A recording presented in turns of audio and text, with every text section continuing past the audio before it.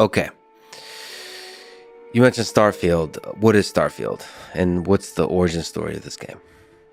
We had always wanted to do something where you explore space. You know, the explore space role-playing game. So take the kind of games that we make and give it a little bit of a different spin. And, you know, the other games that I loved, there was a pen and paper RPG I loved, Traveler. It was one of the first games I made for the Apple II. I never finished it, right? I'm just doing it on my own. And I love this game. Starflight was one. Star Control 2 was a game that I loved. Sundog was a big one in the Apple II days that a lot of people don't know that I loved. And so a lot of us in the studio felt it was time to do something new. You know, we're going between Elder Scrolls and Fallout and going back and forth. And I mean, we love that. But hey, we've always wanted to do this explore the galaxy science fiction game. You know, now is the time to do that. And that's a brave move. So Fallout is post-apocalyptic on a single planet.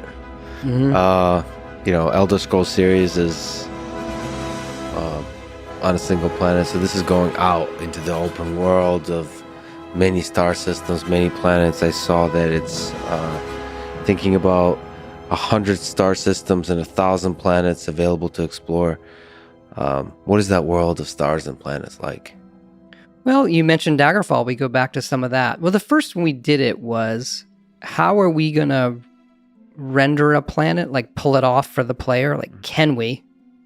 Or do we have to sort of do it where you can't land on all of them, where you're landing in a very controlled, small world space that we, you know, kind of craft, and you would have a very limited set of those. If you go back to tone, like, well, that's probably the wrong tone. And how can we say yes? Like, I want to land on that ice ball. So we started the game right after Fallout 4, so 2016.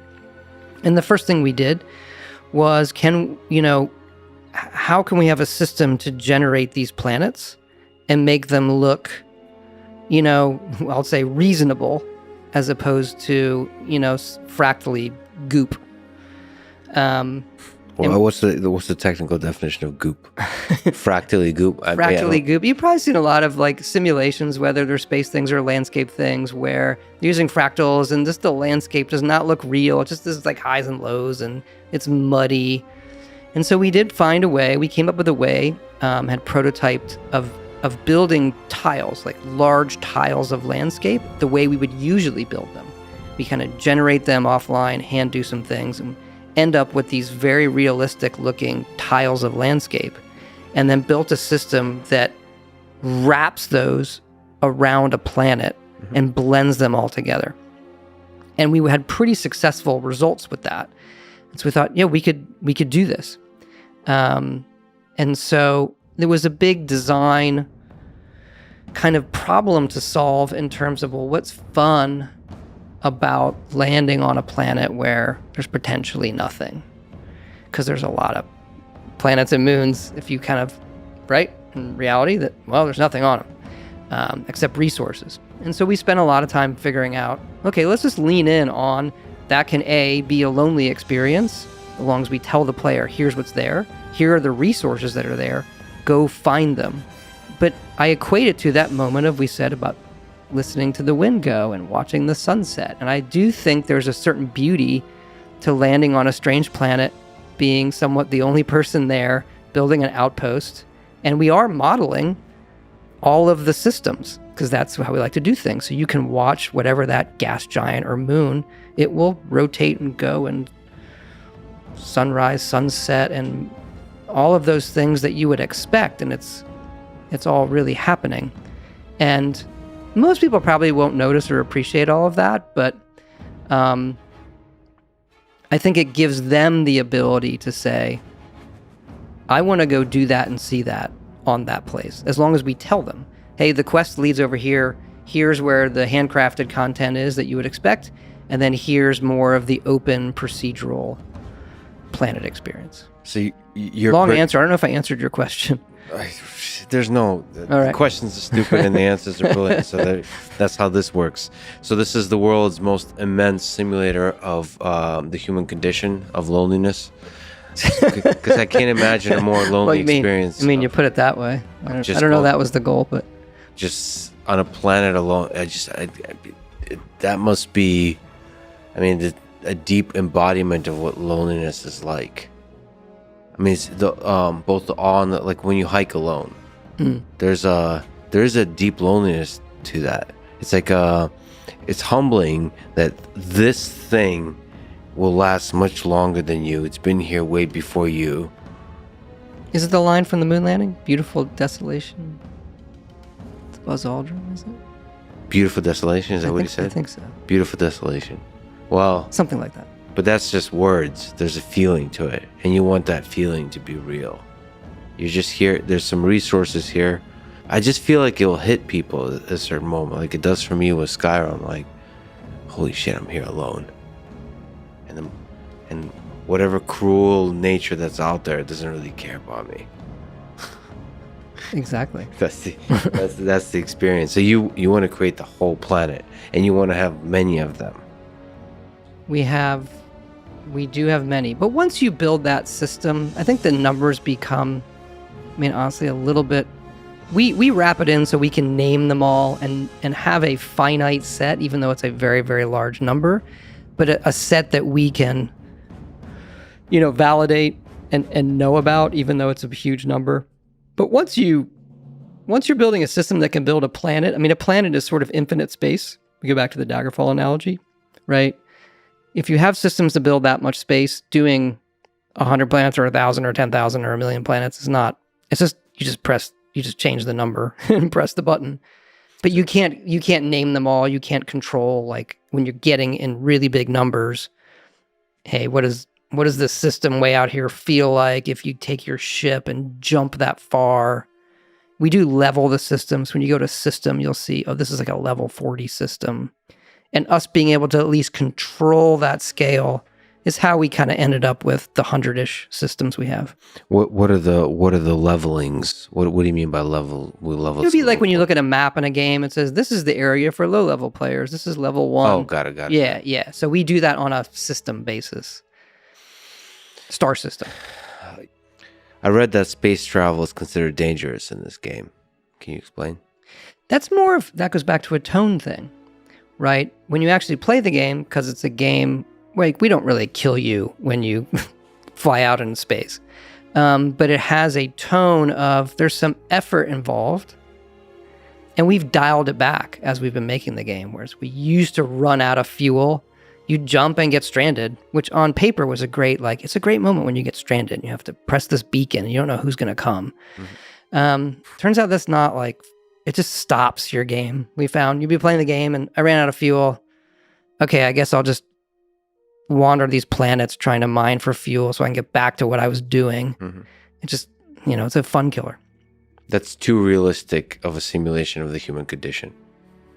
Yeah, and the idea was, it's for, games do that. If you had like a hardcore, you're right, a hardcore survival mode, that's the kind of thing you would do. Maybe we'll do it in the future.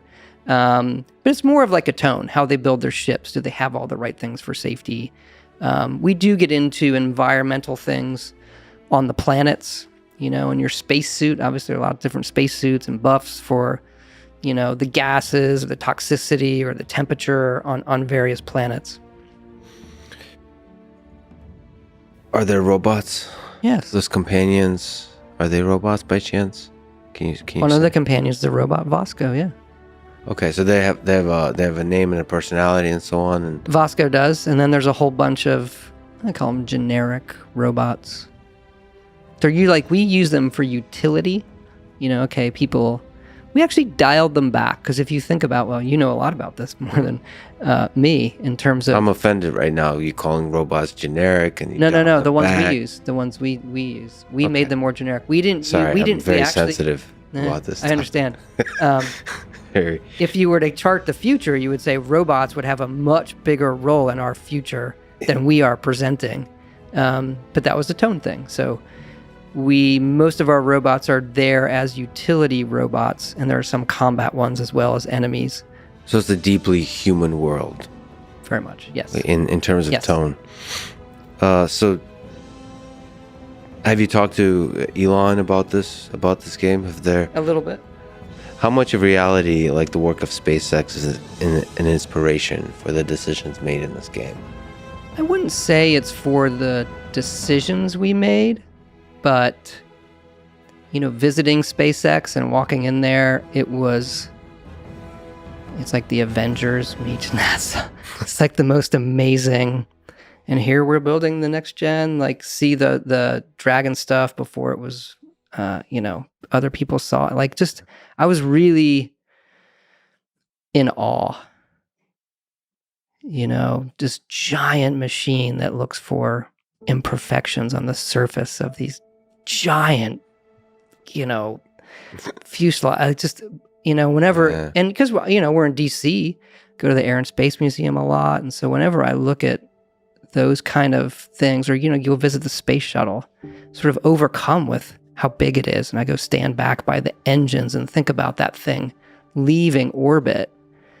And one of the things that Elon really impresses, like, we're reaching the edge of physics on a lot of this stuff, where how hard it is to leave orbit, the gravitational pull. And like, so the engineering that has gone into that, our space program, what he's doing now, I just marvel at. I don't understand, right? I'm not at that level, but I marvel at the kind of human ingenuity and scale.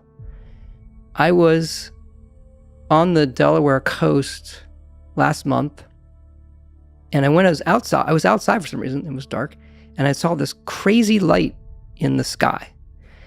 And I thought it was like a helicopter, and then it didn't go away. And I'm like, what is that? And I called with some friends, hey, does everybody see this? What is that? And we just stood dumbfounded looking at this thing in the sky. And like, that is a UFO. Nobody takes their phone out. Everyone, I'm with like 4 people. Mm-hmm. Everyone is too dumbstruck. You would think, why don't you take a picture of this thing? And the next day we found out, it was in the news, it was the SpaceX launch in Florida. Mm. And I'm seeing it from Delaware, Maryland area. It was it was incredible. It's just that I am in complete awe of. Is there some aspect of that you can replicate, the majestic nature of that in the video game? I wish I had the answer to that. I think some of it we're doing when you're standing on a planet and you see the other moons go by, and then you realize I could get in my ship, blast off, and land there and build myself a home. I think that's pretty cool. There's a minor thing we do, which is we have other ships come and go from the starports when you're there. So you'll be in a city and then you hear this, and you hear the engine, you look up and a ship is taking off or coming out. Like, that's great. There's nothing for you to do, but I think it's awesome. Yeah. So then that's all about creating the soundscape, the feel. Seeing it and like, oh, that's real. That's a ship that, or you jump into a system and you see these freighters and sometimes they contact you, like, it's not all just like jump in and combat.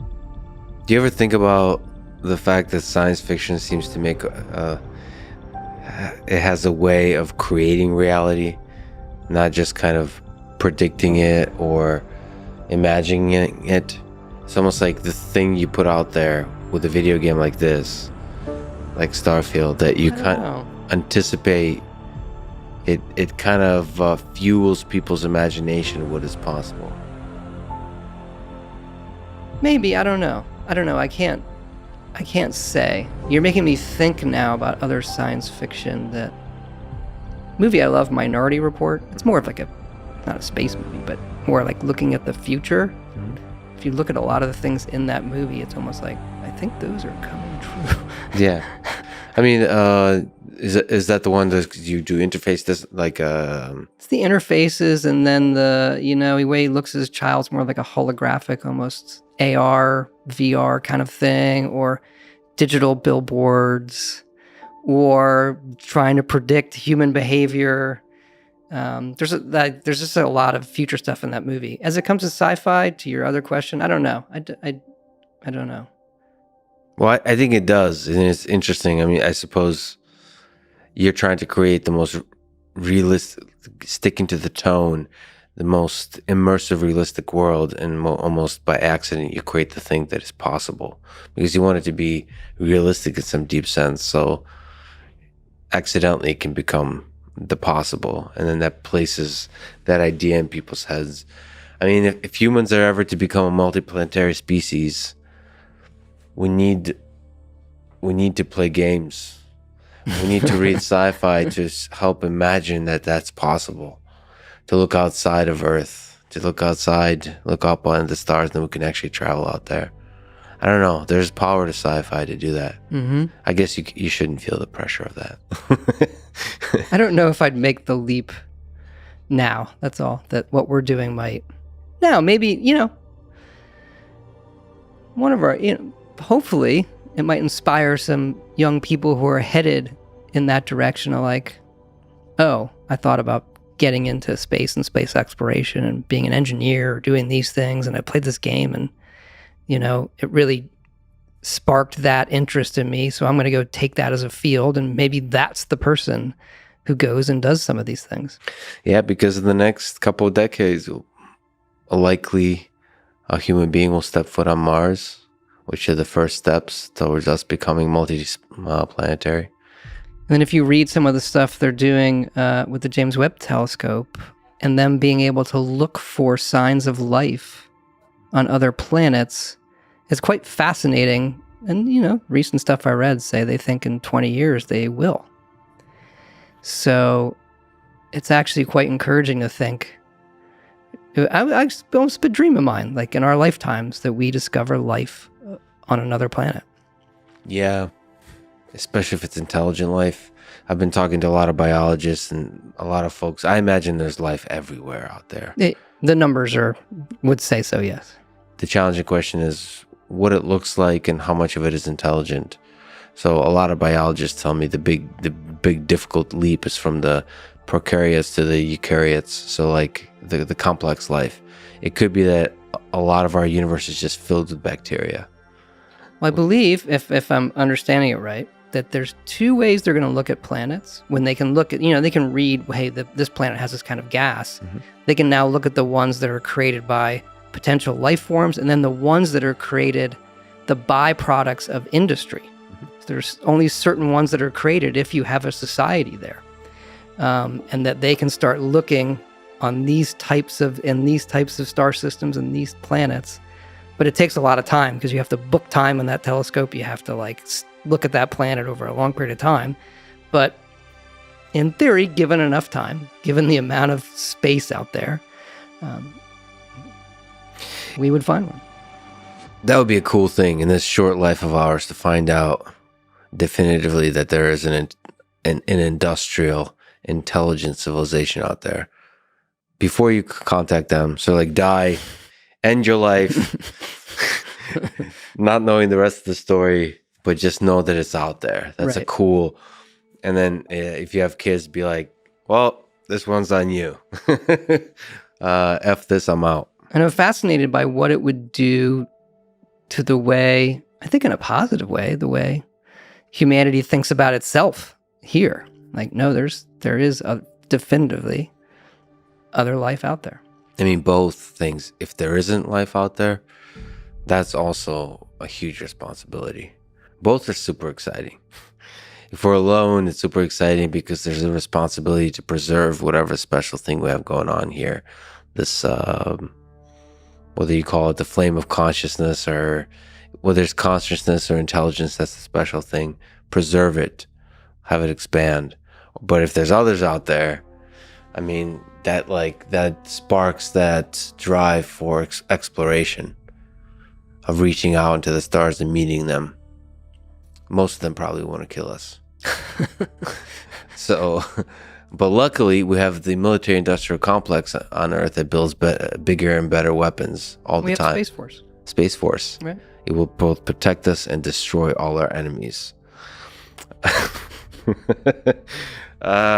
This is 100% a video game we're living in. Okay, back to